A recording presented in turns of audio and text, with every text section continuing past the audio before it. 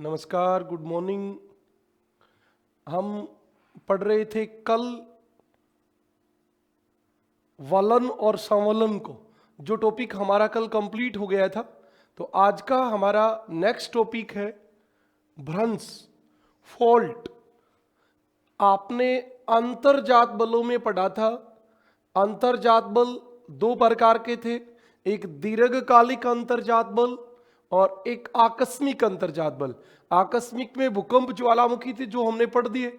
इसके बाद दीर्घकालिक जो थे उनको हमने दो भागों में बांटा था, महादेशीय और पर्वत निर्माणकारी बल। महादेशीय में उत्थान अवतलन हम पढ़ चुके हैं। पर्वत निर्माणकारी बल जो थे उसमें दो प्रकार की बातें थी, और वो कौन सी थी? पर्वत निर्माणकारी बल, पर्वत निर्माणकारी बल जो होता है वो दीर्घकालिक अंतर्जात बल होता है, और इसमें संचलन जो होता है, भू संचलन, वो क्षैतिजीय होता है और वो दो प्रकार से होता है। ऐसे जहां आमने सामने गति होती है वह दबाव बल उत्पन्न होता है, और दबाव के कारण संपीड़न या दबाव या संपीड़न बल उत्पन्न होता है, जिससे संवलन व्यवलन पढ़ते हैं, जिस टॉपिक को हम कल कंप्लीट कर चुके हैं। ये कल हमारा कंप्लीट हो गया। तो आज का हमारा काम है ये वाला, जहां संचलन एक दूसरे के विपरीत होता है वह तनाव बल उत्पन्न होता है, और तनाव बल से चटकन या दरार पड़ती है, दरार, और इस दरार से आपके भ्रंश का निर्माण होता है। और उस भ्रंश से क्या क्या बनता है? एक तो आपके बनते हैं ब्लॉक माउंटेन, ब्लॉक पर्वत बनते हैं, एक आपकी रिफ्ट घाटी बनती है, और रिफ्ट घाटी के अलावा भ्रंश बनता है, भ्रंश कगार बनता है। ये सब आज हम पढ़ने वाले हैं। तो यहां से हमारा पढ़ने का मतलब ये था कि ये टॉपिक जो है ये अंतर्जात बलों में, दीर्घकालिक बलों में पर्वत निर्माणकारी बल के जो प्रकार थे वो टॉपिक है। इसको हमने नाम अलग दिया है, बाकी अंतर्जात बलों का ही एक पार्ट है ये। ओके, वो डायग्राम जो आपने पढ़ा था उसको देखोगे तो ये बातें समझ में आ जाएंगी। सबसे पहला सवाल होता है कि भ्रंश उत्पन्न कहां होता है। इसी बात को हम यदि पीटीटी में देखें, प्लेट टेक्टोनिक थ्योरी में देखें, तो वहां पे आपने पढ़ा था अपसारी प्लेट किनारे और संरक्षी प्लेट किनारे, दोनों जगह भ्रंश का निर्माण हुआ था। अपसारी प्लेट किनारों में क्या हुआ था? जैसे ये कोई प्लेट है और इसका ये वाला भाग इधर चला गया और ये वाला भाग इधर चला गया, तो यहां दरार पड़ेगी, दरार, ये दरार पड़ जाती है। और जब ये दरार आपकी चौड़ी होती है तो इसके बीच में क्या बन जाता है? ये वाली भ्रंश घाटी बन जाती है। तो इसको हमने क्या नाम दिया था? भ्रंश घाटी। अब भ्रंश से ही तो ये घाटी बनी है, घाटी का मतलब तो नीचा भाग है, तो इस प्रकार ये भ्रंश घाटी बनी थी। संरक्षी प्लेट किनारों में भी आपने पढ़ा था कि जब एक, हमने यही एग्जाम्पल वहां लिया था, जब एक प्लेट अगल बगल में खिसकती है, अगल बगल में खिसकती है तो होता क्या है? ये वाली स्थिति होती है। अब ये वाला इधर आ गया, ये वाला इधर आ गया। इसको आपको याद हो तो हमने रूपांतर भ्रंश नाम दिया था, रूपांतर भ्रंश। इसमें प्लेट अगल बगल में खिसक रही है, अगल बगल में, यानी कि दो प्रकार के प्लेट किनारों पे भ्रंश का निर्माण हो रहा है। अपसारी प्लेट किनारों पे, ये कौन से किनारे हैं? अपसारी किनारों पर। इसको मैंने पहले प्लेट विवर्तनिकी के नजरिए से देखा है, फिर हम भ्रंश के नजरिए से देखेंगे। तो एक तो अपसारी प्लेट किनारों पे भ्रंश का निर्माण होता है, और दूसरा आपके संरक्षी प्लेट किनारों पर, संरक्षी प्लेट किनारों पर किसका निर्माण होता है? भ्रंश का। ओके, अब हम क्या करेंगे, इसको भ्रंश के जो प्रकार पढ़ेंगे वहां आपको ये अलग अलग चीजें समझ में आ जाएंगी। ओके, तो अभी तक आपने समझा कि भ्रंश होता क्या है। एक्चुअली भ्रंश का मतलब होता है दरार, चटकन, टूट जाए कोई चीज, वो चाहे तो देखो, चाहे तो एक दूसरे से दूर जाने से टूटे, अरे ये इधर जाएगी टूटेगी, तो बीच में जो गड्ढा बनेगा वो भ्रंश घाटी, और जो ऊंचे भाग रह जाएंगे वो ब्लॉक माउंटेन। ये पूरी संरचना भ्रंश से ही तो बनी, फोल्ड से ही तो बनी। चाहे ये देखो ऐसे अगल बगल खिसके, अब अगल बगल खिसकेगा तो कुछ समय तो इनमें तनाव होगा, फिर टूट जाएगी, ऐसे टूट जाएगी। अब टूटेगी तो ये भी भ्रंश है। तो दोनों प्रकार के किनारों में भ्रंश का निर्माण होता है। ओके, प्लेट विवर्तनिकी के अकॉर्डिंग अभी हम इसको थोड़ा सा अलग एंगल से देखेंगे, केवल भ्रंश के नाम से। प्लेट विवर्तनिकी से कोरिलेट अभी तक हमने किया, अब आगे हम इसको डायरेक्ट देखते हैं। भ्रंश, सबसे पहली बात है भ्रंश है क्या, बताओ आपको क्या समझ में है। तो भ्रंश पृथ्वी के अंतर्जात बलों, पृथ्वी के अंतर्जात बलों, यही बात मैं उधर बता रहा था कि दीर्घकालिक अंतर्जात बल से उत्पन्न होता है। पृथ्वी के अंतर्जात बलों से उत्पन्न तनाव मूलक, ये क्या है, तनाव है। एक दूसरे से कोई दो चीज दूर जाएंगी तो तनाव उत्पन्न होगा, फिर वो टूटेगी, टूटने से भ्रंश बनेगा। तनाव मूलक बल के कारण, तनाव मूलक बल के कारण क्या हो जाता है, जब भूपटल में तनाव बल सहन शक्ति से, तनाव बल सहन शक्ति से अधिक हो जाता है, अधिक हो जाता है, तो चटकन या क्या भी, तो चटकन या दरार पड़ जाती है, चटकन या दरार पड़ जाती है, जिसे भ्रंश कहते हैं, जिसे भ्रंश कहते हैं। मैं आपको एक बात बता सकता हूं, जिस भी स्टूडेंट को जल्दबाजी है केवल उसको नहीं समझ में आएगा, बाकी सबको समझ में आएगा। जल्दबाजी की मतलब होता है आज के समय में प्रत्येक व्यक्ति की नेचर ये बन गई कि 2 मिनट में सब कुछ समझ में आ जाए, और ऐसा होता नहीं है। बहुत आराम से आप किसी बात को सुनोगे, स्थिरता के साथ सुनोगे, तब आपको बातें समझ में आएंगी, टॉपिक क्लियर होगा। ओके, और इसी तरीके से जैसे अभी 1 मिनट में आपको सब कुछ कैसे समझ में आए, ये तो स्टेप वाइज स्टेप हम चलते जाएंगे, समझ में आता जाएगा।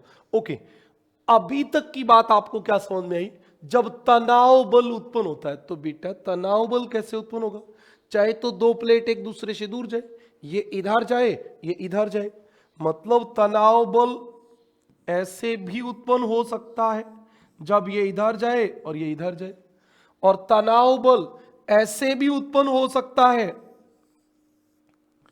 तनाव बल ऐसे भी उत्पन्न हो सकता है, ये नीचे जाए और ये ऊपर जाए, तब भी तनाव बल उत्पन्न हो सकता है, तब भी भ्रंश बनेगा और तब भी भ्रंश बनेगा।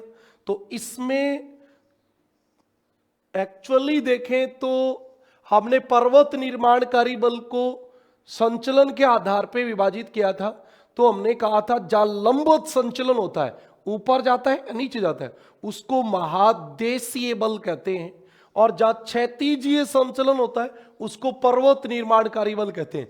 लेकिन भ्रंश में दोनों प्रकार के बल काम करते हैं। ओके, दोनों प्रकार के बल काम करते हैं। इसमें तनाव बल काम करता है, इसमें सबसे इंपॉर्टेंट बात है तनाव बल। मान लो ये सवाल आ जाए कि भ्रंश की उत्पत्ति किसके कारण होती है, तो तनाव बल के कारण होती है। ओके, अगली बात देखें, अधिक चौड़ी दरार,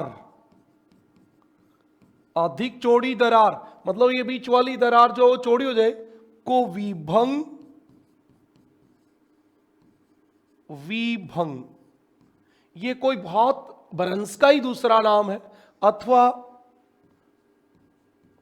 विशेष भ्रंश कहते हैं।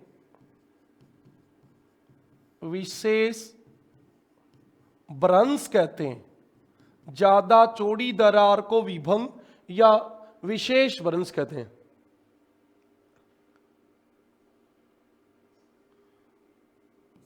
नोट डाल के एक बात लिखेंगे, आप जब भी आपको किसी प्रकार की समस्या रहे तो आप कमेंट करें। ओके, ठीक है जी। भ्रंश उत्पन्न करने वाला संचलन, भ्रंश उत्पन्न करने वाला संचलन, संचलन कैसा कैसा हो सकता है? क्षैतिज हो सकता है, क्षैतिज, ये आपके सामने क्षैतिज है, ये कैसा है? ये क्षैतिज है, ये संचलन क्षैतिज है। क्षैतिज, लंबवत,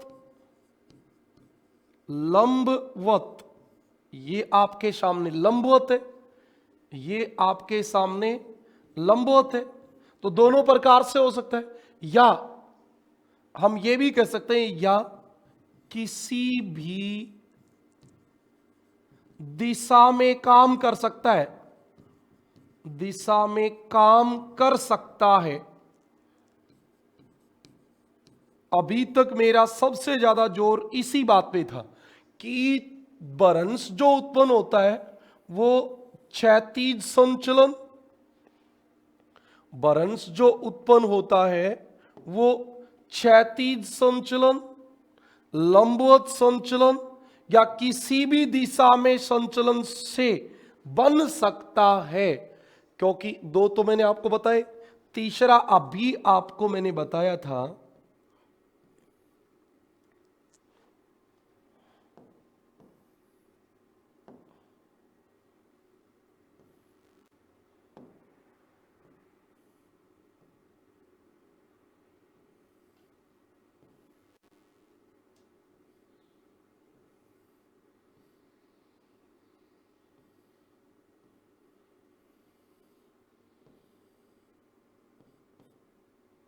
इस प्रकार से भी हो सकता है, अगल बगल से भी हो सकता है। तो तीनों प्रकार के होगी, क्षैतिज, लंबवत, या हमने कह दिया किसी भी प्रकार के संचलन से हो सकता है। ओके, अगली बात पे चलते हैं। भ्रंश वास्तव में, भ्रंश वास्तव में भूपटल के निर्बल क्षेत्र को, निर्बल का मतलब क्या होता है? कमजोर। भाई कमजोर, ये ऊपर नीचे संचलन हो रहा है, निर्बल क्षेत्र को प्रदर्शित करता है।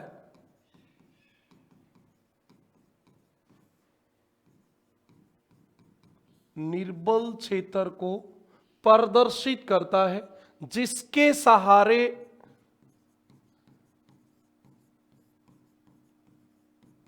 सहारे लंबे समय तक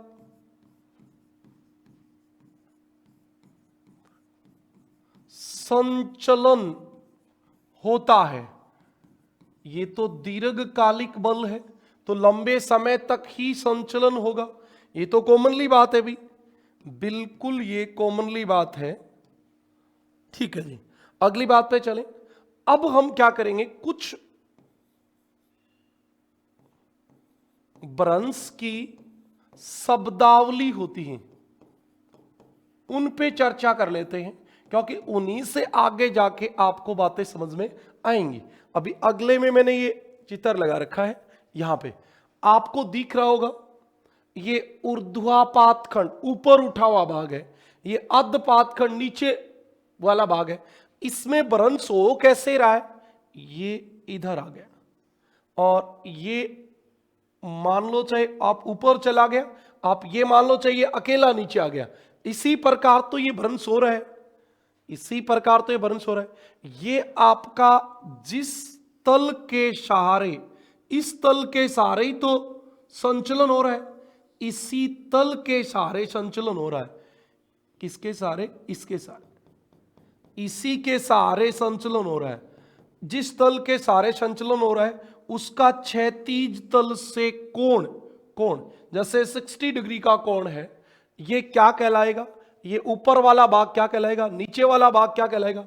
ये वाला भाग देखो, ये जो दीवार सी निकल गई, इसको मैं इधर बना दूं तो थोड़ा सा आसान भाषा में आप समझ सकते हो। आसान भाषा में कैसे समझ सकते हो कि ये वाला जो भाग है वो नीचे धंस गया, ये नीचे धंस गया।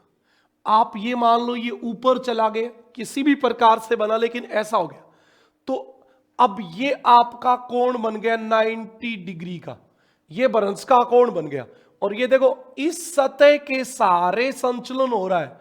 ओके, तो इसका नाम होता है बरंस तल। इसका नाम क्या होता है? बरंस तल। एक बार पुनः समझे, देखो ये सतह, ये बरंस तल है जिसके सहारे ये खिसक के नीचे आ रहा है। ओके, और इसका धरातल से कोण क्या कहलाता है? भ्रंश का नति भ्रंश कोण कहलाता है। ओके, अब ऊपर उठा हुआ भाग ऊर्ध्वपात कहलाएगा, नीचे दसा हुआ भाग अधपात खंड कहलाएगा। और अब देखो एक बार, ये मैंने तल बताया और ये जो ऊपर उठा हुआ भाग हो गया, अब इसका नाम होता है बरंस कगार।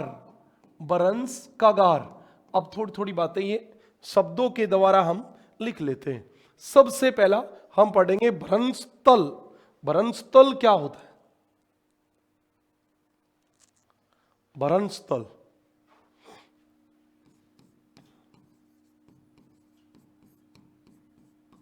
तल का मतलब होता है जिसके सहारे संचलन होता है। भ्रंश तल वह सतह होती है, वह सतह होती है जिसके सहारे संचलन होता है, जिसके सहारे संचलन होता है। ओके, अभी भी मैंने बताई थी कैसी हो सकती है। यह लंबवत, क्षैतिज या किसी भी दिशा में हो सकता है।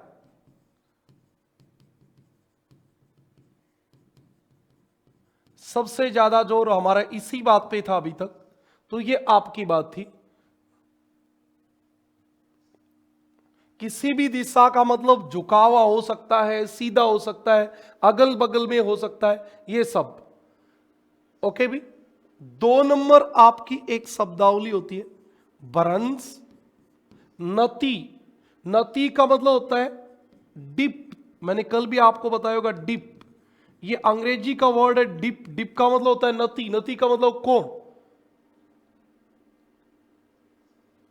भ्रंश तथा भ्रंश तल, तल के बीच के कोण को, बीच के कोण को क्या कहते हैं? विभंग तल की नति कहते हैं। विभंग तल। सर ये विभंग तल क्या आ गया? अरे विभंग भ्रंश का ही दूसरा नाम है। भ्रंश विभंग तल की नति कहते हैं। ये वर्ड हम बार बार अलग अलग इसलिए यूज करते रहते हैं कि एग्जाम में जो भी आए वो आपको समझ में आए। ओके, इसलिए ये होता है। अब आपका 3 नंबर आ जाएगा, ये आपका भ्रंश नति हो गई। भ्रंश नति देखो डिप एंगल, ये 60 डिग्री का कोण बना रही है, और ये भ्रंश तल था। भ्रंश तल, यहां पे भी मैंने आपको यही बात बताई थी। ओके, अब आप देखिए उत्अक्षेपित खंड, इसको आप उत्अक्षेपित खंड या और क्या कह सकते हो, ऊर्ध्वपात। ये तो भी बताओ, बताने की भी जरूरत है क्या? कोई जरूरत नहीं है, एक आसान सी भाषा में लिख देते हैं, भ्रंश का ऊपर उठा भाग। ठीक है जी। 4 नंबर पे चले आते हैं हम, नीचे वाले पे, अधपात खंड।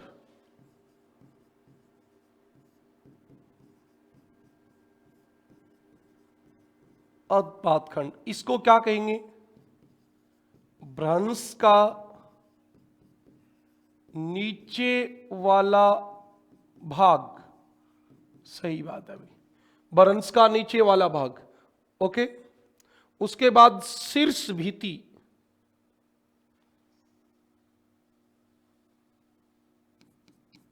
शीर्ष भीति, भीति का मतलब होता है दीवार। दीवार, ये वाला जो भाग है ना, जो ऊपर उठा था, देखो अब आप एक बार ऐसे यहां देखोगे तो समझ में आएगा, ये भाग था, ये हो गया। ओके, समझ में आएगा। अब ये तो है शीर्ष भीति, और जो भाग ऐसे नीचे आ गया, ये वाली है पाद भीति। नीचे, पाद का मतलब नीचे, पैरों वाली। तो ये दो, अरे ये एक भाग था, देखिए अब ये ऊपर चला गया, ऐसे हो गया। इससे ऊपर वाला भाग तो शीर्ष भीति, और नीचे वाला ये पाद भीति। ऐसे होता है। चित्तर बोर्ड में पॉसिबल नहीं हो पाती ये चीजें कुछ समझने में। शीर्ष भीति, भ्रंश की ऊपरी दीवाल को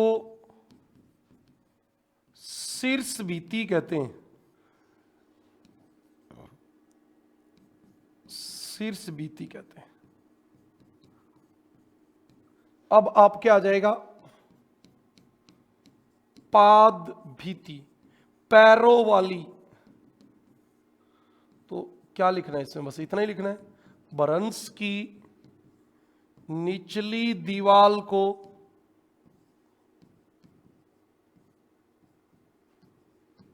पाद भीति कहते हैं।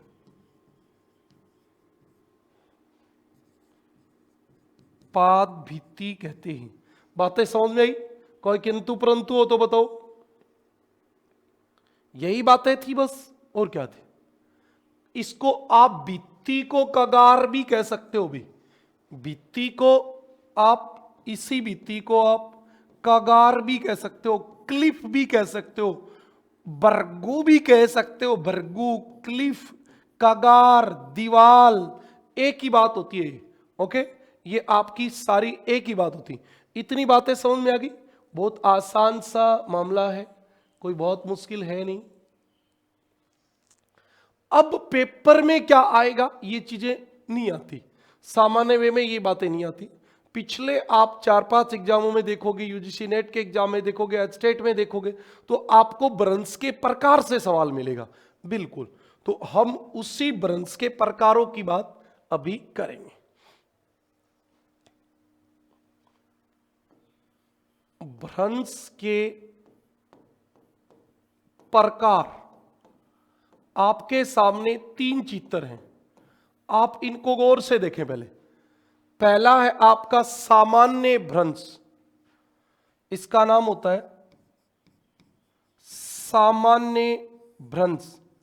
आप कुछ भी नहीं, बस एक बात समझ लो इसमें, सामान्य भ्रंश में क्या होता है, ये भाग इधर चला गया, ये भाग इधर चला गया। एक सामान्य भ्रंश में ये भी हो सकता है, क्या ये भाग ऊपर चला गया और ये भाग नीचे चला गया। ये दोनों चित्र जो हैं वो सामान्य भ्रंश के। तो इसमें निष्कर्ष जो निकला है, निष्कर्ष जो निकला है वो क्या निकला है? निष्कर्ष एक ही निकला है कि इसमें एक दूसरे के विपरीत गति होती है। इसमें आपके क्या निष्कर्ष निकला कि गति जो होती है वो एक दूसरे के विपरीत होती है, अभिसारी गति होती है। दोनों एक दूसरे, ये ऊपर जा रहा है तो ये नीचे जाएगा, ये इधर जा रहा है तो ये इधर जा रहा है, इसमें गति एक दूसरे के विपरीत होती है। ओके, ये आपका है व्युत्क्रम भ्रंश। सबसे ज्यादा पिछले दिनों में यही आया है, व्युत्क्रम भ्रंश। इसमें आपको दिख रहा है ये भी इधर आ रहा है, ये भी इधर आ रहा है। आपको गौर से देखोगे तो दिख रहा है क्या? बिल्कुल दिख रहा है, गौर करो, दिख रहा है ये। इसमें अब 1 मिनट के लिए एक बात बता दूं, बाकी बाद में बता दूंगा। और वो क्या कि इसमें चटकन के बाद, टूटने के बाद ये एक दूसरे से दूर जा रही थी, ऐसे टूटी और टूट के वापिस इसके ऊपर चढ़ जाती है, पहले वाली के ऊपर चढ़ जाती है, इसलिए इसको कहते हैं व्युत्क्रम भ्रंश। उल्टा गति करके उसके ऊपर चढ़ जाती है, इसलिए इसका नाम है व्युत्क्रम भ्रंश। ओके, दोनों बातें समझ में आ गई? बताओ, इतनी बातें आपको समझ में आ गई तो फिर तीसरे प्रकार की, आगे वाले चित्र में आपको अगल बगल में दिख रहा है, और अगल बगल में जब होता है तो उसका नाम होता है पार्श्ववर्ती भ्रंश, पार्श्ववर्ती भ्रंश। और एक चौथे, 1 मिनट भाई मैं पानी पी लेता हूं।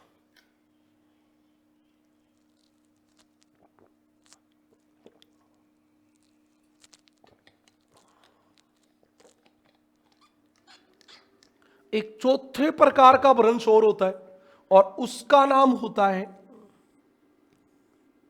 देखिए आप, ये कैसे बनता है, ये ऐसे बनता है।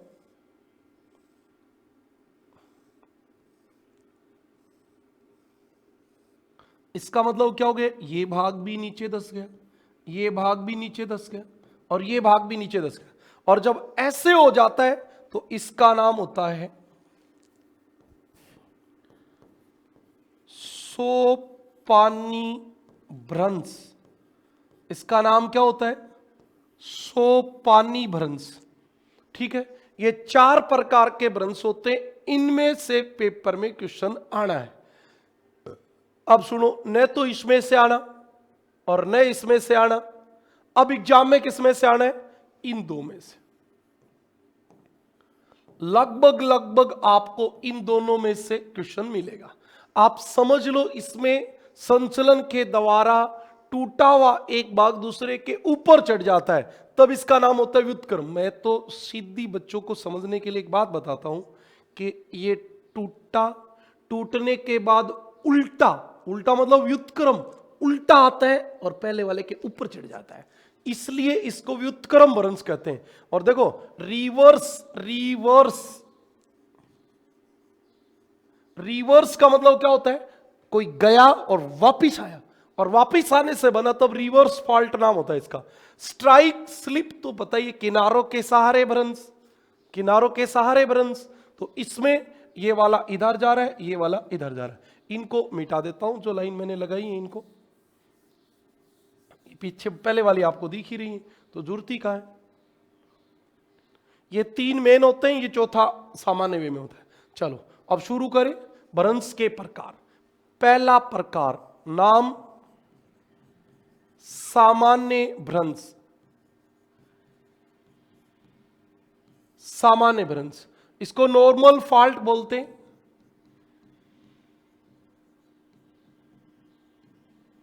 नॉर्मल फॉल्ट, तो आप देखो नॉर्मल फॉल्ट में होता क्या है? जब चट्टानों में दरार पड़ने के कारण,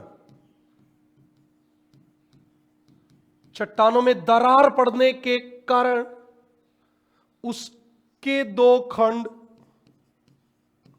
उसके 2 खंड एक, यही काम की बात है, एक दूसरे के विपरीत, एक दूसरे के विपरीत, देख लो तो आपके सामने, ये इधर जा रहा है, ये इधर जा रहा है, एक दूसरे के विपरीत हो रहा है। एक दूसरे के विपरीत दिशाओं में संचलन करते हैं, संचलन करते हैं, तो उससे सामान्य भ्रंश कहते हैं।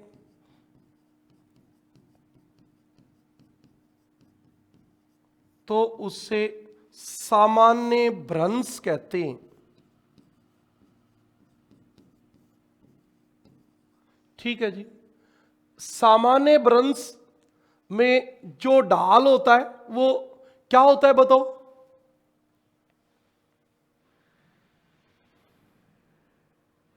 खड़ा होता है। अरे तो ये क्या है बताओ? एकदम खड़ा होगा कि नहीं होगा? एकदम खड़ा होगा। इसमें खड़ा नहीं होता, इसमें छोटी होती है कगार, इसमें खड़ा होता है। तो ये भी लिख देता हूं, सामान्य भ्रंश द्वारा निर्मित खड़े ढाल वाले किनारे को भ्रंश कगार कहते हैं। तो भी ये बात तो मैंने अभी भी बताई थी पहले, शीर्ष भित्ति और पाद भित्ति यही तो थी, कगार कहते हैं। इससे गुरुत्व भ्रंश भी कहते हैं। क्यों कहते हैं गुरुत्व भ्रंश? गुरुत्वाकर्षण बल जो होता है वो किसी भाग को नीचे खींचता है, नीचे। और इसमें सामान्य वे में होता क्या है,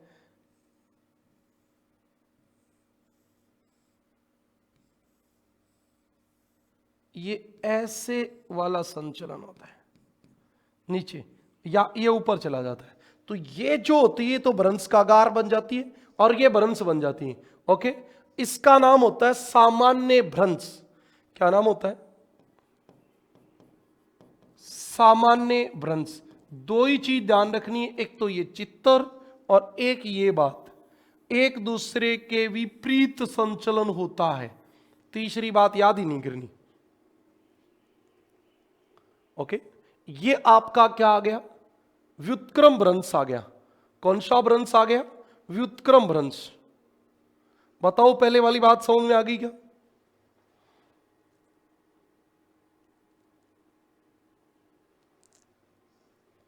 व्युत्क्रम भ्रंश, हिंदी में बहुत सारे नाम हो सकते हैं। व्युत्क्रम भ्रंश इंग्लिश में एक ही नाम होता है और वो होता है रिवर्स फॉल्ट।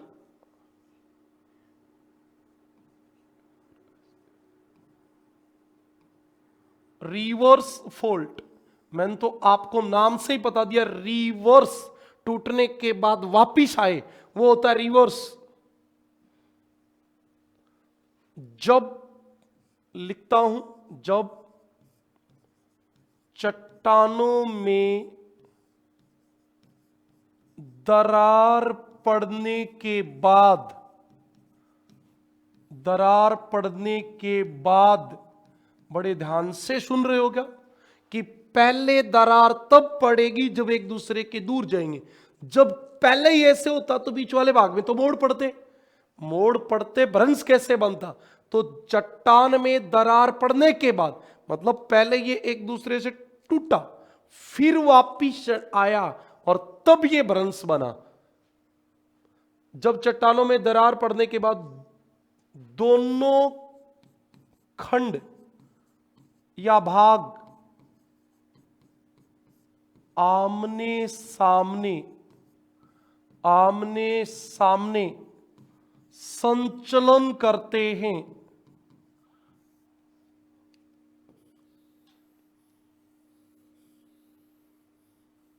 कितनी बार आपको ये बात बताऊं कि ये बात याद रखनी है। भ्रंश से और वलन से एक एक क्वेश्चन सामान्यतः आ रहा है फर्स्ट ग्रेड में इनमें, तो ये बहुत इंपॉर्टेंट है। आमने सामने संचलन होता है तो निर्मित भ्रंश व्युत्क्रम भ्रंश कहलाता है। व्युत्क्रम भ्रंश कहलाता है। ठीक है जी, बताओ इस बात में कोई समस्या? इसमें चट्टान का एक भाग दूसरे के ऊपर चढ़ जाता है, ऊपर चढ़ जाता है, इसलिए इसे व्युत्क्रम भ्रंश कहते हैं।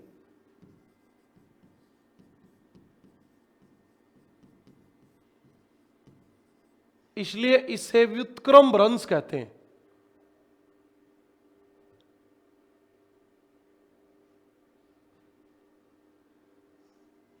एक बात और भी लिख देनी चाहिए, मुझे तो ऐसे लगता है, व्युत्क्रम भ्रंश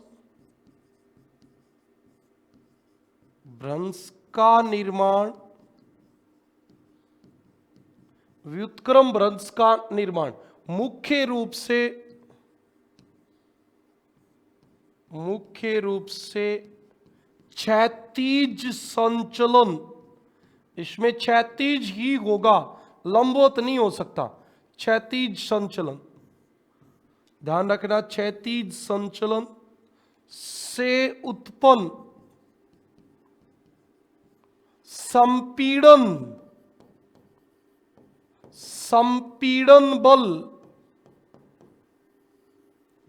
संपीड़न बल होता है आपस में टकराने से, संपीड़न बल से होता है।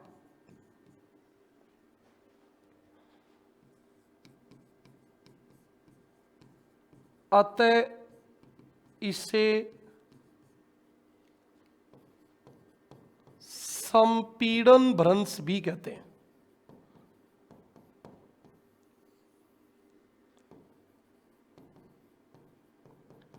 अतः इसे संपीड़न भ्रंश भी कहते हैं। ओके, ये आपकी कुछ बातें थी व्युत्क्रम भ्रंश की। उत्क्रम भ्रंश, व्युत्क्रम भ्रंश, ऐसे बहुत सारे नाम इसमें होते हैं। सर ये हुआ कैसे? टूटने के बाद वापिस ऊपर चढ़ गई, इसका नाम व्युत्क्रम भ्रंश। मुझे तो कुछ लगा नहीं भाई समस्यात्मक इसमें, बताओ। तीसरे प्रकार के भ्रंश में हम आ जाते हैं, और तीसरे प्रकार का हमारा भ्रंश जो है उसका नाम है पार्श्वीय। पार्श्वीय मतलब पार्श्व, किनारों के सहारे होने वाला भ्रंश, तो इसका नाम है पार्श्वीय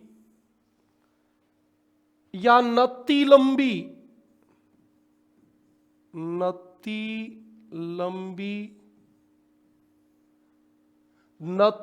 सर्पण भ्रंश कहते हैं। सर्पण भ्रंश, और इसी का नाम ट्रांसफॉर्म भ्रंश भी होता है। ट्रांसफॉर्म भ्रंश,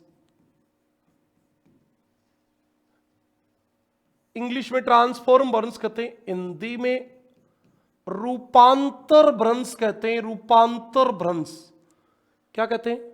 रूपांतर भ्रंश। और इंग्लिश में इसको कहते हैं लेटरल फोल्ट। तो इतने सारे नाम याद रखने से अच्छा है कि लेटरल फोल्ट याद रख लें। Lateral fault, okay.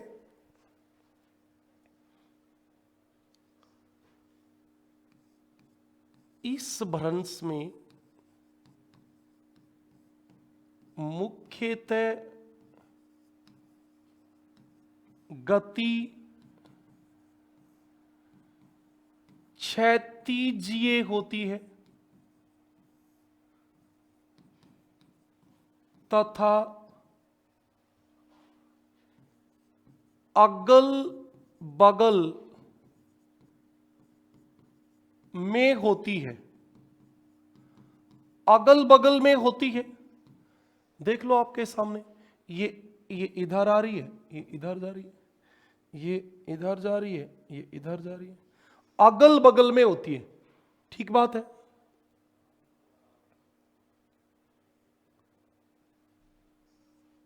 अगल बगल, बस अगल बगल में होती है। इस प्रकार के भ्रंश में कगार सामान्यतः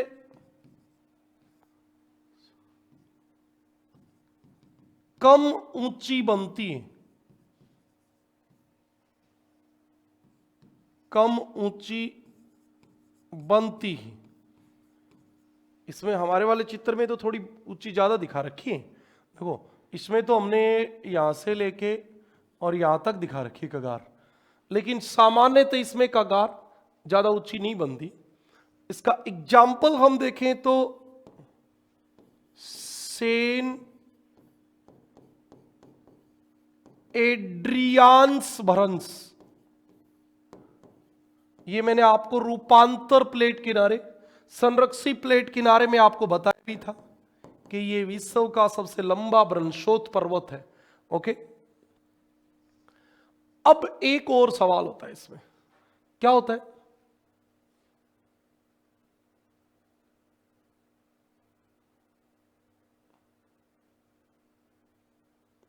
आगे समझ? ओके ओके, चलो चलो अगली बात पे चलते हैं। ये भ्रंश स्थल है, ये भ्रंश स्थल है, और इस भ्रंश स्थल के जो संचलन हो रहा है ये बाईं ओर हो रहा है, बाईं ओर। पेपर में तो कोई बहुत विशेष बात है नहीं है, केवल ऐसे पूछा जाएगा जब संचलन बाईं ओर हो तो उसे क्या कहेंगे?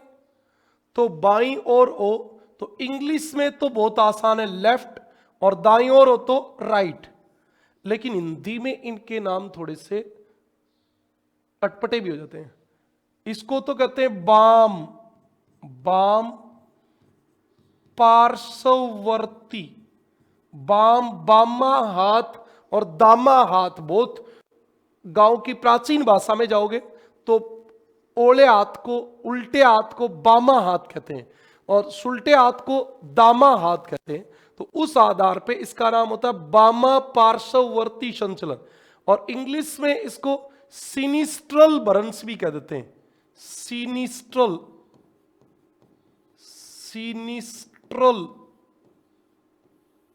सिनिस्ट्रल फोल्ट भी कह देते हैं। ओके, और जब दाईं ओर होता है तो उसको क्या कहते हैं?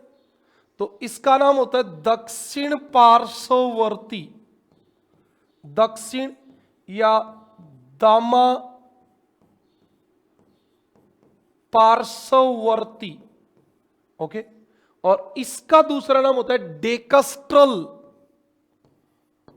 डेकस्ट्रल। ये नाम जैसे अमेरिका में कोई बाम पार्श्ववर्ती पढ़ाए तो उसको थोड़ी समझ में आएगा, तो ऐसे ये डेकस्ट्रल, सिनिस्ट्रल ये दूसरे देशों की लैंग्वेज के वर्ड हैं, तो हमारे इनको बस याद करना रहता है। सिनिस्ट्रल लेफ्ट वाला और डेकस्ट्रल कौन से? दाएं वाला, राइट, दायां, दायां दै से डेकस्ट्रल और बाएं वाला सिनिस्ट्रल, ये वाली बात होती है। जब बाईं ओर संचलन होता है तो बाम पार्श्ववर्ती भ्रंश कहलाता है, दाईं ओर होता है तो दामा पार्श्ववर्ती या डेकस्ट्रल कहलाता है। बताओ इसमें कोई दिक्कत वाली बात है क्या? मुझे तो कुछ लग नहीं रहा भाई। अब आपका अगला होता है सोपानी।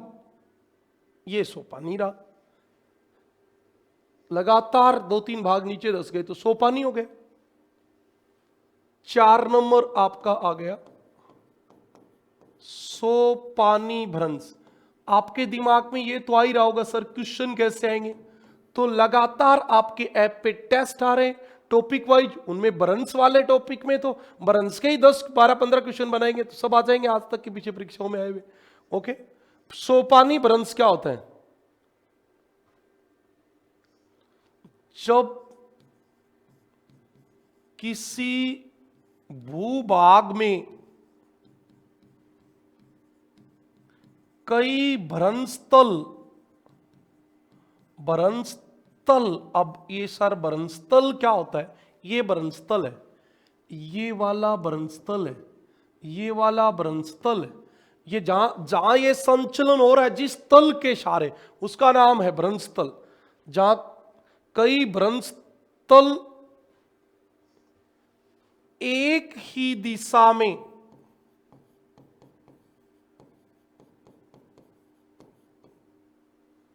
बन जाते हैं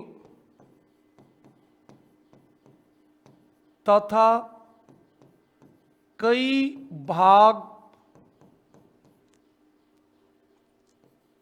क्रमबद्ध रूप से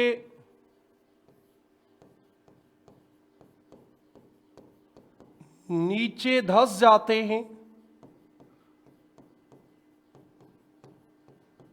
तो सोपानी भ्रंश का निर्माण होता है।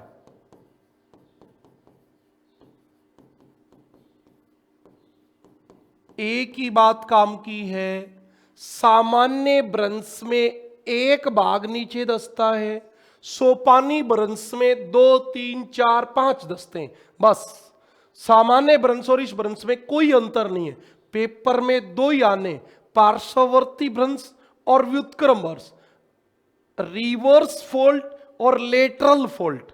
बस आपको रिवर्स फोल्ट और लेटरल फोल्ट की बात याद रख लेनी है, उसके अलावा आपको कोई समस्या नहीं है। यहां तक की बात समझ में आ गई? ये भ्रंश के प्रकार आपके कंप्लीट हो गए। बहुत आसान टॉपिक है, बातें समझोगे तो समझ में आएगा। बताओ भाई।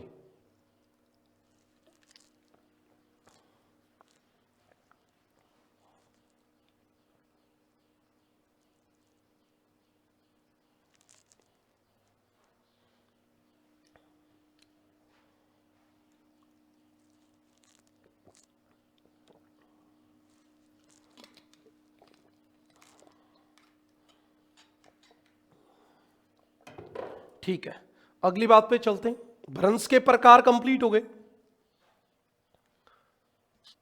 ये आपकी एक भ्रंश घाटी है। क्या होती है भ्रंश घाटी? इस पे हम अभी चर्चा करेंगे। देखो, भ्रंश घाटी बनती कैसे है?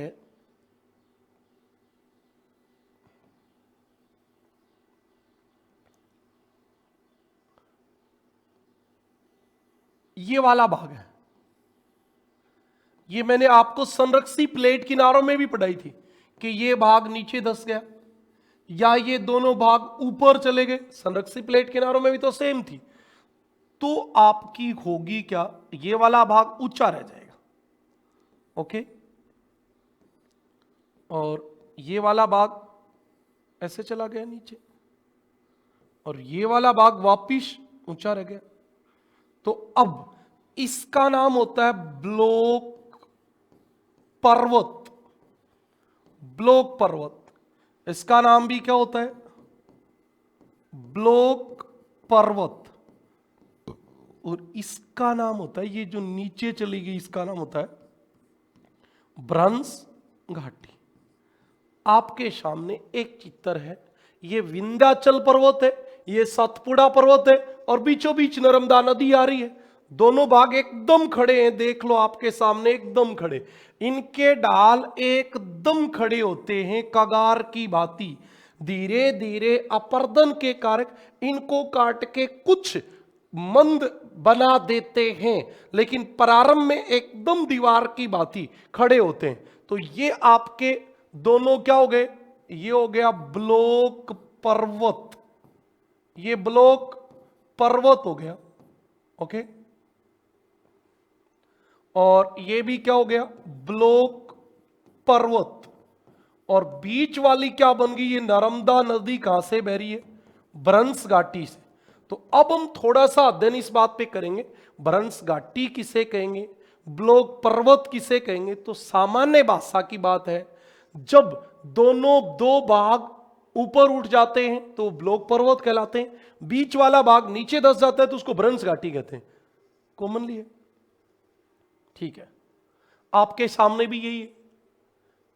देखो, अब इसमें होता क्या है, ये क्या है, ये है ब्लॉक पर्वत, ये भी क्या है, ब्लॉक पर्वत, ये वाली क्या है, ब्रंस घाटी, और ये वाली क्या है, ब्रंस घाटी। एक बात और समझ में आनी चाहिए, ये भाग नीचे धंसा, ये भाग ऊपर उठा, ये वाला भाग ऊपर उठा, और ये वाला भाग नीचे धंसा, ये वाला भाग ऊपर उठा। जब बीच वाला भाग ऊपर उठता है ना, बीच वाला भाग ऊपर उठता है, तो उसका नाम होता है हॉर्स्ट पर्वत। हॉर्स्ट पर्वत। अभी बता दूंगा ये बातें धीरे धीरे सब। अब हमारा टाइटल जो है वो क्या हो गया, ब्रंस घाटी, ब्रंस पर्वत, ब्रंस पर्वत। वैसे सभी प्रकार के पर्वतों का निर्माण भ्रंश से हुआ है, तो इनको सबको भ्रंश पर्वत कह सकते हैं। तथा रिफ्ट घाटी, रिफ्ट का मतलब भी भ्रंश ही होता है, भ्रंश घाटी भी कह सकते हो इसको आप, ठीक है। अब आप देखिए, भ्रंश की क्रिया से, भ्रंश की क्रिया से निर्मित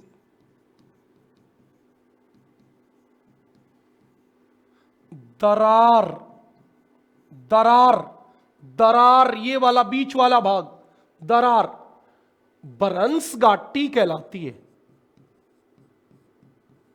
भ्रंश घाटी कहलाती है। अर्थात जो भाग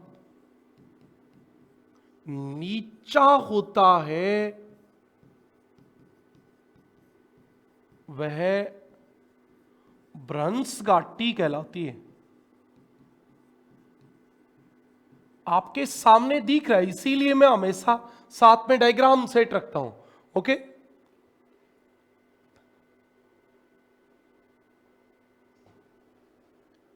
जब कई किलोमीटर लंबी दरार घाटी का निर्माण हो जाता है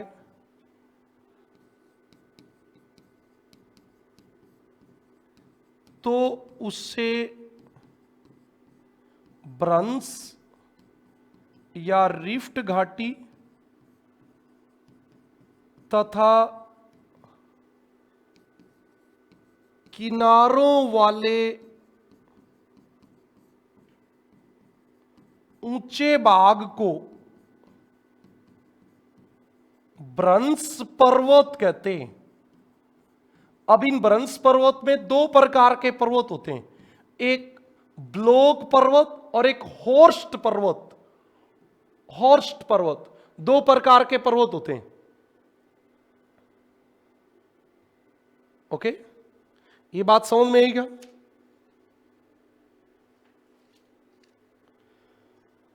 इन पर्वतों का क्या मामला होता है ये भी देख लो। इन पर्वतों का ऊपरी भाग समतल, समतल, ठीक है। तो जो भाग सीधा ऊपर उठा तो ऊपर से समतल था तो समतल ही रह गया।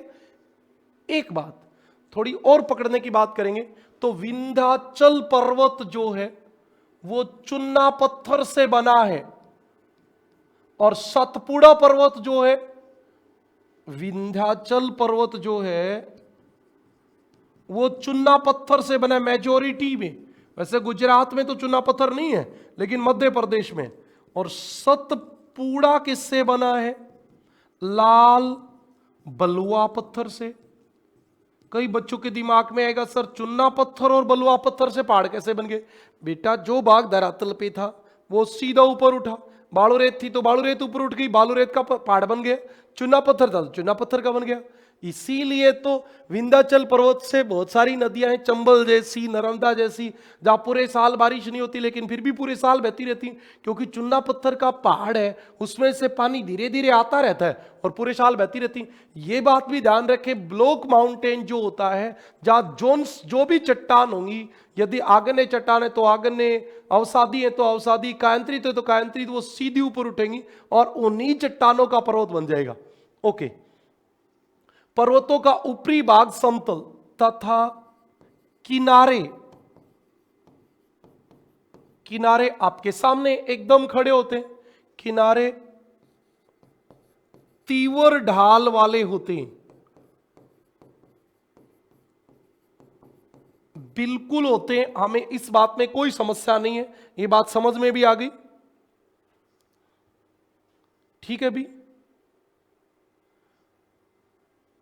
एक बात और बतानी है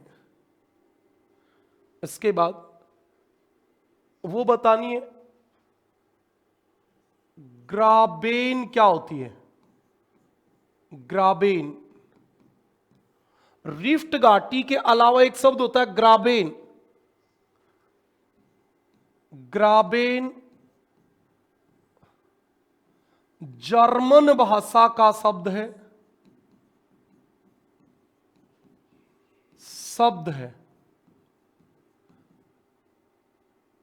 जो दरार की ओर इशारा करता है, मतलब दरार को ही ग्राबेन कहते हैं। सामान्यतः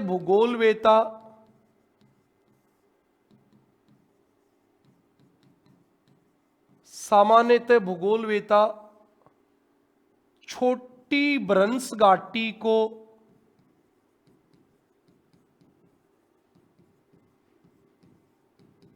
ग्राबेन कहते हैं।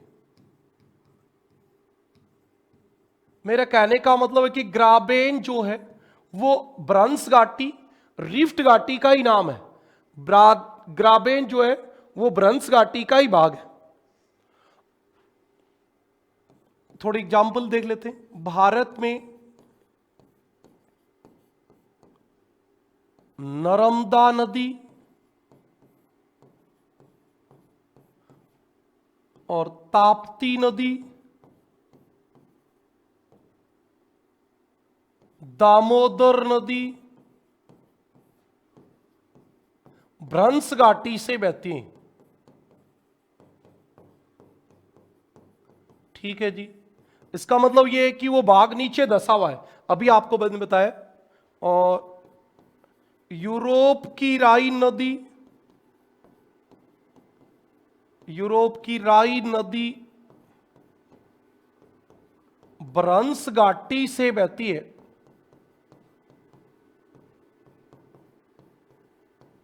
बिल्कुल आप देखोगे तो ये आपकी है राइन, इसके इधर एक तरफ तो जो पर्वत है वो है वोसजेज पर्वत है, और एक तरफ है ब्लैक फॉरेस्ट पर्वत। ओके। और ये आपकी राइन है, राइन, इसके एक तरफ जो पर्वत है वो है विंध्याचल, और दूसरे किनारे पे जो पर्वत है वो है सतपुड़ा। और फिर आपके यहां से एक और नदी बहती है। अरे राइन कहां लिख दिया तुम लोग भी कोई कमेंट करके तो बताते ही नहीं हो, क्यों? गलत लिख दो तो चाहे लिख दो। और बेटा टीचर भी एक इंसान होता है, दिमाग कहीं और चल रहा हो अगली बात बताने के मामले में तो वो गलत भी लिख सकता है। ऐसी कोई गलती रहती तो अगली क्लास में भी आप बता सकते हो सकती है, मानो ये भूल हर जगह होती है। विंध्याचल, सतपुड़ा, और इधर हमारे कुछ पश्चिमी घाट का भाग होता है। तो ये तो आपके दोनों पर्वत हैं, ब्लॉक माउंटेन, इनका नाम क्या होगा? ब्लॉक पर्वत। ये भी दोनों क्या हैं? ब्लॉक पर्वत। और बीच वाली घाटी कौन सी है? Rift valley. Rift valley. ठीक है जी, इतनी बातें समझ में आ गई क्या? बताओ, इतनी बातें आपको समझ में आ गई क्या?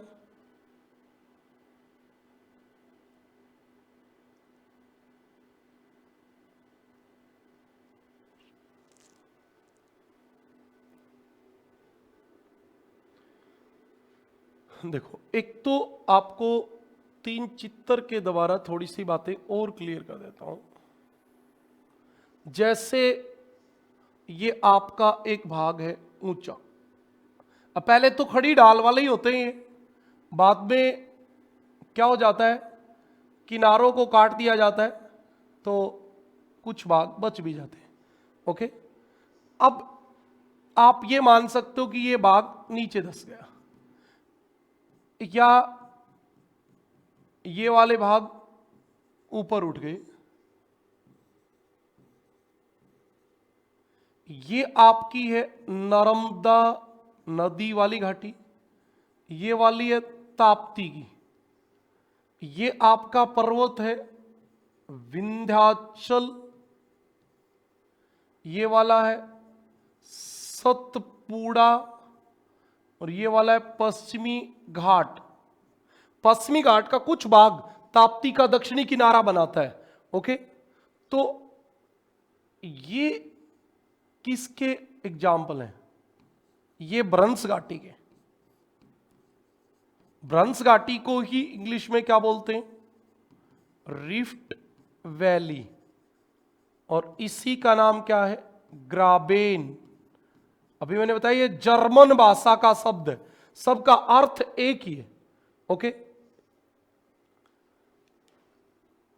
कोई भाग ऐसा है, ओके, और उसके बीच वाला भाग नीचे धंस जाए। अब बहुत बच्चों को ऐसे लगेगा कि सर क्या फर्क पड़ा इसमें इसमें? अरे फर्क पड़ा है इसमें, ये ऊंचे उठे तो ये पर्वत है, इसके किनारे तो धरातल समतल ही रह जाएगा, और ये वाला भाग नीचे धंस गया। इसका नाम क्या होगा? इस बीच वाले भाग का नाम होगा रेम्प घाटी। रेम्प घाटी। भ्रंश घाटी का निर्माण किनारे वाले दोनों भाग ऊपर उठने से होता है। रेम्प घाटी का निर्माण समतल धरातल में बीच वाले भाग के नीचे धंसने से होता है। आगे समझ में बात? कोई मुश्किल है ही नहीं। चित्तर के द्वारा जो बातें समझ में आती हैं, पिक्टोरियल बातें ज्यादा अच्छी होती हैं। ये एक बात है, इसका बीच वाला भाग ऊपर उठ गया, ऐसे बीच से भाग ऊपर उठ गया, इसको क्या कहेंगे? इसको कहेंगे होर्स्ट पर्वत। होर्स्ट पर्वत क्या कहेंगे? होर्स्ट पर्वत। इसको थोड़ा दोबारा से बता देता हूं।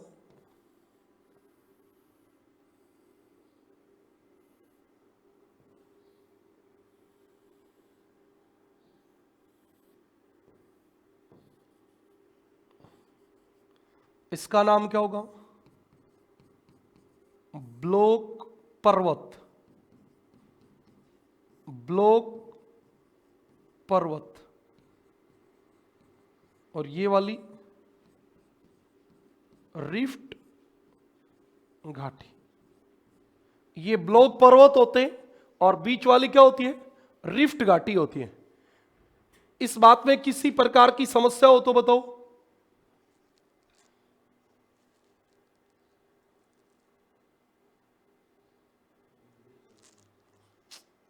आज कोई दिक्कत नहीं है, इतनी बातें समझ में आ गई।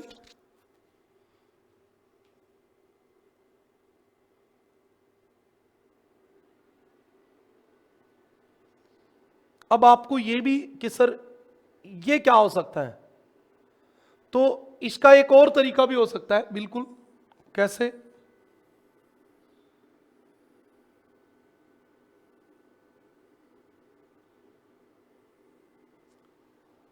अरे हमने यहां लिखा, हॉर्स्ट पर्वत क्या होता है?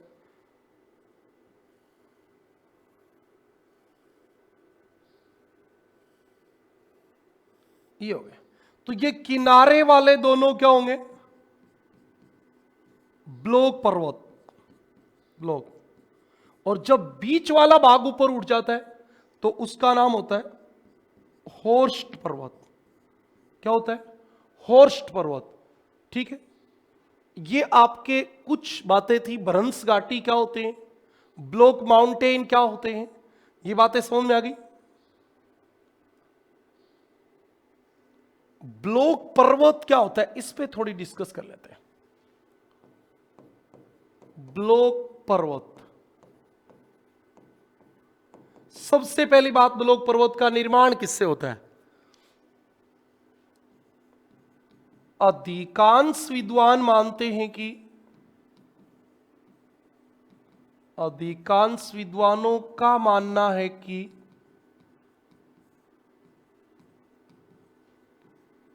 भ्रंश पर्वत का निर्माण, भ्रंश नहीं भी, ब्लॉक यूज करेंगे, ब्लॉक पर्वत शब्द उपयोग करेंगे। भ्रंश में तो सारे प्रकार के आ जाएंगे। ब्लॉक पर्वत का निर्माण किससे होता है? भूपृष्ठ पर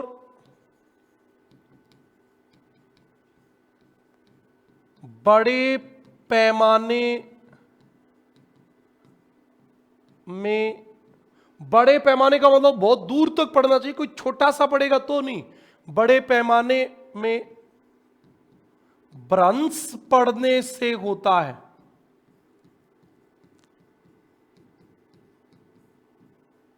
ओके जी, ये तीन प्रकार से बन सकते हैं, ये तीन प्रकार से बन सकते हैं। देखो कैसे कैसे बन सकते हैं, पीछे वाले में हमने यही बातें डिस्कस की। पहली, जब दो दरारों के बीच का भाग ऊपर उठ जाए, आप देखोगे यहां मैंने क्या कहा, बीच का भाग ऊपर उठ जाए, बीच का भाग ऊपर उठ जाए, उठ जाए तो ऐसे बने ब्लॉक पर्वत को, ये भी ब्लॉक पर्वत ही होता है, ब्लॉक का मतलब अवरोधी, रोकने वाला, ऐसे बने ब्लॉक पर्वत को हॉर्स्ट पर्वत कहते हैं। इसको आप मात्रा भी लगा सकते हो ऐसे, और आप इसको ऐसे भी लिख सकते हो, हॉर्स्ट पर्वत कहते हैं। एक कंडीशन समझ में आई, जब बीच वाला भाग ऊपर उठ जाए तब। देखो दूसरा, जब किसी भाग के दोनों ओर के भाग नीचे धंस जाएं तो भी ब्लॉक पर्वत बनता है। ब्लॉक पर्वत बनता है। सर ये कैसे बनेगा? ये ऐसे बनेगा, इसमें कोई डिफरेंस नहीं है, बस पहले वाले में ये बीच वाला ऊपर उठ रहा था, इस वाले में दोनों बराबर वाले भाग नीचे धंसे हैं, ये जहां था वही है, तो इसका नाम होता है ब्लॉक पर्वत।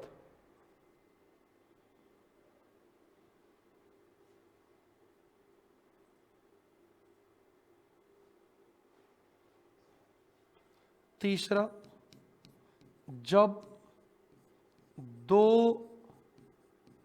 समानांतर, समानांतर का मतलब होता है लंबा, जब दो समानांतर दरारों के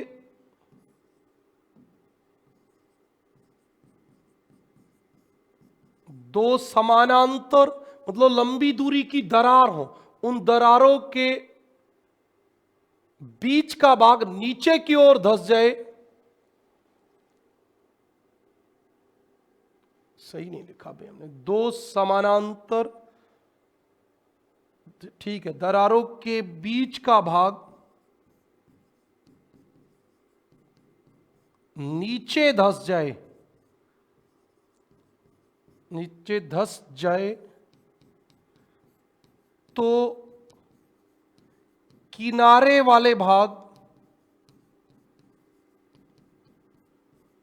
ब्लॉक पर्वत कहलाते हैं। ठीक है जी, इसमें क्या अंतर है? इसमें अंतर ये है,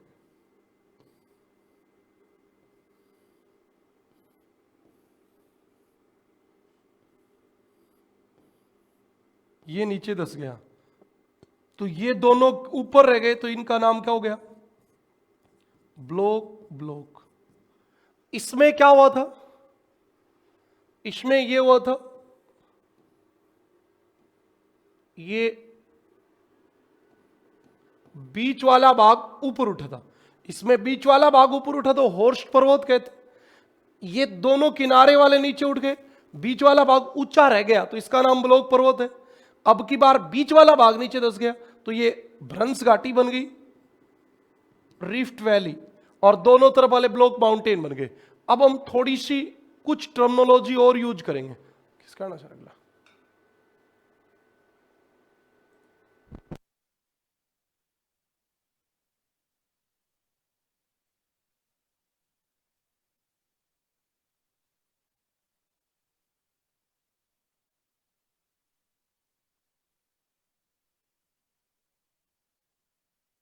समझ में आ गई यहां तक की बात है?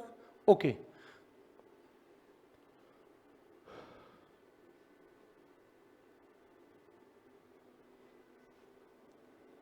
कुछ छोटे छोटे वर्ड्स होते हैं इसमें, उनको हम लिख सकते हैं, लिखना चाहें तो भ्रंश कगार। कगार का मतलब होता है खड़े ढाल वाला किनारा। कगार का मतलब क्या होता है? खड़े ढाल वाला किनारा। भ्रंश घाटी के दोनों ओर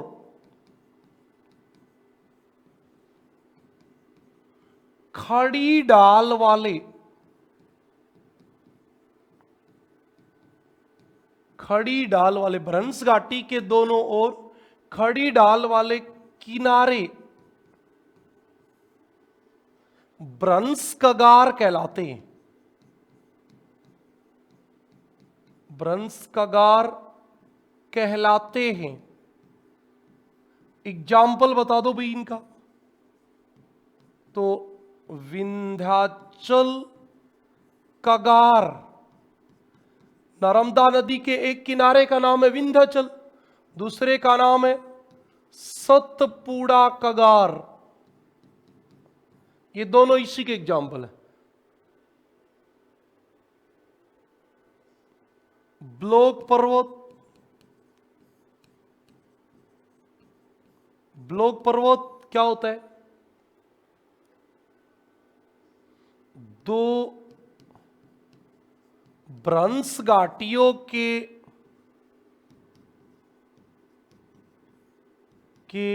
बीच स्थित पर्वत। कोई भी घाटियों के बीच में ऊंचा भाग है तो उसको कहते हैं। एग्जाम्पल सतपुड़ा, सतपुड़ा पर्वत नर्मदा और ताप्ती दोनों के बीच में है। ठीक है। इसको हमने भ्रंश कगार नाम दे दिया। अब कि सर यहां पे भी लिख दिया, यहां पे भी लिख दिया, तो एक नर्मदा नदी को देखें तो दोनों किनारे हैं, और पूरी सिचुएशन को देखें तो फिर ये क्या बन जाएगा, तो ये बन जाएगा ब्लॉक पर्वत, सतपुड़ा पर्वत। और कोई एग्जाम्पल बताओ भी। तो एक पाकिस्तान में साल्ट रेंज है, साल्ट रेंज, पाकिस्तान में।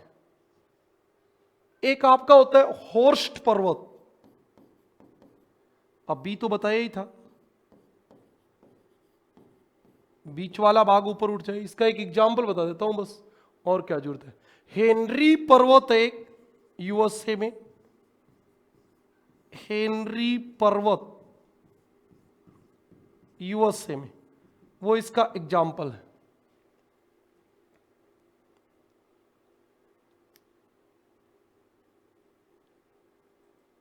रेम्प घाटी हमने बताया होगा शायद अभी, ये रही रेम्प घाटी। कोई बीच का भाग नीचे धंस जाए तो उसको रेम्प घाटी कहते हैं।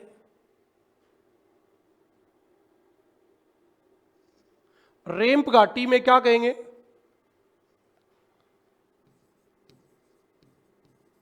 रेम्प घाटी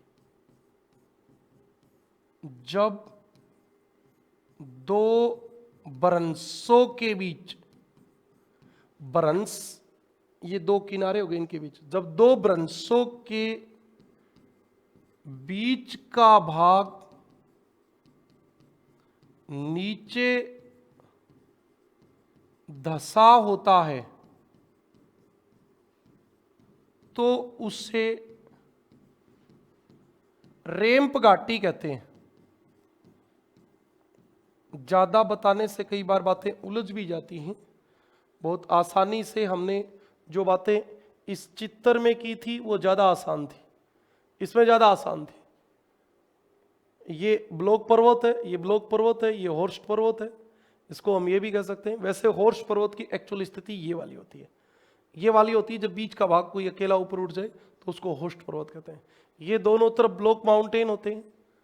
अब आपके कई बार दिमाग में आएगा सर होर्स्ट और ब्लॉक में क्या अंतर है?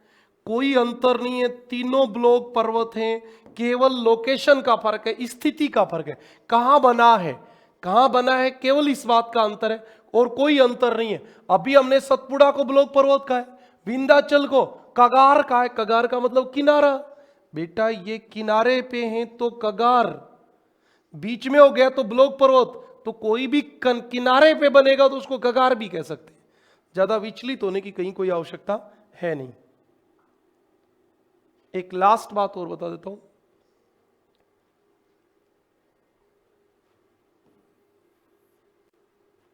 भ्रंश क्रिया से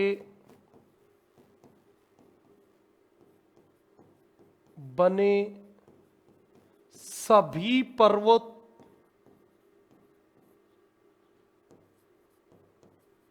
भ्रंशोत्थ पर्वत कहलाते हैं। कहीं पर भी हो, किसी भी प्रकार से बना हो, भ्रंश से बना है तो उसका नाम भ्रंशोत्थ पर्वत है। यानी ब्लॉक पर्वत भी भ्रंशोत्थ पर्वत है, होर्स्ट पर्वत भी भ्रंशोत्थ पर्वत है, भ्रंश कगार भी भ्रंशोत्थ पर्वत है। इन सब का नाम भ्रंशोत्थ पर्वत होता है। आज के लिए इतना ही, ये टॉपिक हमारा कंप्लीट हो गया। कल हम पढ़ेंगे अपक्षय को।